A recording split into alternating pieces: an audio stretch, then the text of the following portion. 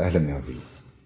زرت الطبيب بمشكلة في ظهرك وقام واصف لك علاج دوائي وحزام، ولما لبست الحزام الوجع زاد. هل الوجع زاد بسبب الحزام ولا بسبب إيه؟ شوف يا عزيز، الحزام ده بنلبسه لأنه بيقلل الألم وبيقلل الحمل اللي موجود على العمود الفقري، وبيساعد إن هو يوصل للمخ إحساس إنه يقلل من الضغط على العضلات بنظام الحراسة اللي هو عاملها عليه عشان يحمي المنطقة اللي فيها النسيج اللي فيه المشكلة. اللي بيلبس الحزام ده بيلبس الحزام لأنه مثلا ممكن يبقى عنده غضروف قطني وعامل له عرق النسا، أو عنده شد عضلي في ظهره، أو عنده مشاكل مثلا ميل في الحوض أو اعوجاج دوران محوري بالفقرات، أيا ما يكون، أو حتى عامل عملية استئصال غضروف أو مثلا تثبيت فقرات قطنية. كل دي أمثلة بيبقى الحزام فيها ضروري. الحزام ده زي ما بقول لك هو بيبقى المكسب منه ان هو بيقلل الحمل على العمود الفقري عشان المشكله بتاعته. الاحمال اللي على العمود الفقري لما هتلاحظها هتلاقي ان حتى وانت نايم على ظهرك في حمل على العمود الفقري 35% بالظبط من الحمل اللي موجود وانت واقف. يعني وانا واقف جسمي منتصب كده في حمل تقريبا 100%. طيب لو انا نايم على ظهري مستلقي خالص فارد جسمي 180 درجه في حمل على العمود الفقري من 25 ل 35%. لو انا نايم على جنبي اكتر من 35% واقل من 50%. طب مع الحركه الاحمال على العمود الفقري بتزيد، طب لو شايل حاجه الاحمال على العمود الفقري بتزيد. فبالتالي لو انا عندي مشكله في ظهري وانا محتاج ان انا اتحرك بقول للمريض انت محتاج حزام. تمام. المريض لما بيلبس الحزام لو ما لبسهوش صح او بالطريقه اللائقه المريض الوجع عنده هيزيد. طيب ايه هي الطريقه اللائقه عشان البس الحزام؟ النقطه دي فيها مدرستين، ولكن المدرستين مختلفين في التوقيت مش في طريقه لبس الحزام. الحزام كده كده ما بيتلبسش غير على تيشيرت خفيف، على بلبس تيشيرت خفيف والبس عليه الحزام. تمام، يعني ما ينفعش يتلبس على الجلد مباشره. دي اول نقطه. تاني نقطه لازم يتلبس على مستوى عظم الحوض. العظام بتاعت الحوض لازم يحتويها. يعني انا عايز اعمل دعم للفقرات القطنيه والعجزيه لازم عظم الحوض يبقى من ضمن المنطقه المؤمنه داخل الحزام. لان انا لو حطيته على بطني زي ما الناس بتعمل بقى الضغط كله على القولون وعلى الكليه، بقى على الكليتين وبقى على القولون، فبالتالي ممكن يجيب لي امساك مزمن.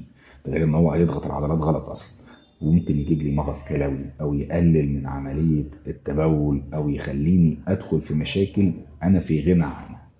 تمام، يبقى انا اول حاجه هيتلبس على تيشيرت خفيف. تاني حاجه لازم يبقى جواه عظام الحوض، بيحضن عظام الحوض. تالت نقطه بقى، في مدرسة بتقول إن أنت ممكن تلبس الحزام 16 ساعة في اليوم. تمام. وفي مدرسة تانية بتقول 23 ساعة في اليوم، الفرق 8 ساعات وساعة.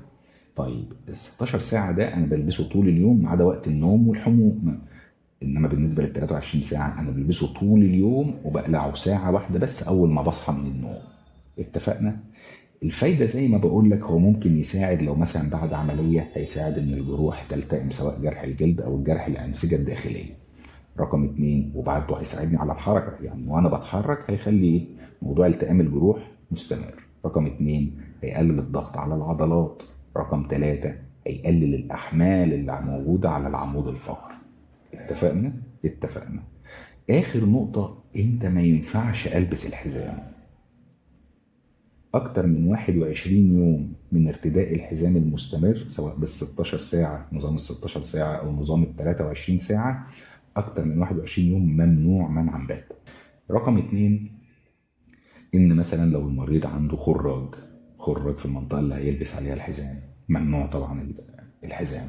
أو مثلا ربنا يعافينا جميعا في سرطان أو ثنايا سرطانية، طبعا العظام بتبقى هشة، فممنوع انك تلبس الحزام لانك هتقدم دعم على عظام هشة ممكن تجيب لها كسر. تمام. طيب حاجة تانية، لو في خراج داخلي برضه هينضغط بالحزام، ممنوع ان المريض يلبس حزام. فدي نصايح مهمة جدا انت لازم تبقى حاططها في بالك وانت بتلبس الحزام، والا هتحصل مشكلة جامدة جدا وممكن الوجع يزيد. طب احنا في غنى عن الكلام ده. حزام الفقرات القطنية مهم للناس كلها. انا في مرضى بيجوا لي يقولوا لي احنا لبسنا الحزام ومع ذلك الوجع زاد، فبقول له طب البسه قدامي، يجي يلبسه قدامي الاقيه لابسه غلط. طب ما انت لازم الوجع هيزيد. لو لبست الحزام صح، بالطريقه الصح، بالتوقيت الصح، لفتره محدوده، بجانب العلاج، لان هو مش بديل للعلاج، هو بجانب العلاج. لذلك برضو في نقطه تانية، ان في مرضى مثلا الاقيهم بيقيموا لي او بيقارنوا ما بين الحزام والعلاج الطبيعي، وده طبعا مش مظبوط.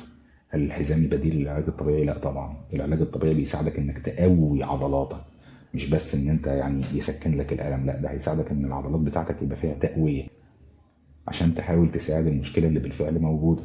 لما انت تقول ان انت الحزام بديل للعلاج الطبيعي، لا طبعا ده كلام غلط.